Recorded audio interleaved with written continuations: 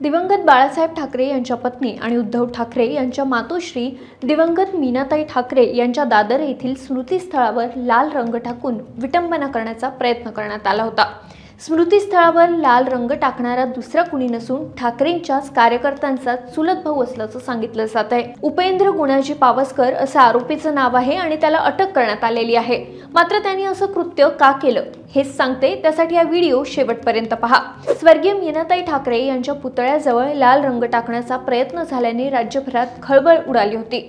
मुंबईसह राज्यात विविध जिल्ह्यात शिवसैनिकांनी तीव्र शब्दात भावना व्यक्त केल्या।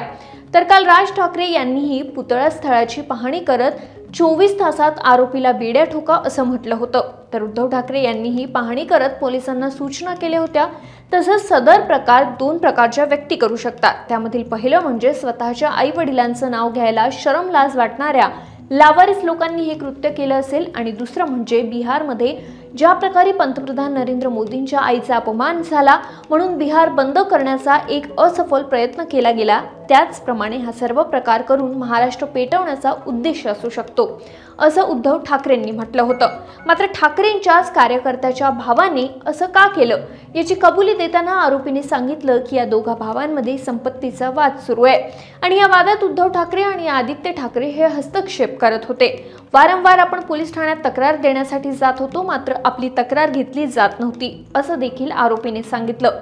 पोलिसांकडून सध्या तपास सुरू असून पुढील तपासात आता काय समोर येतं हे पाहणं महत्त्वाचं ठरणार आहे।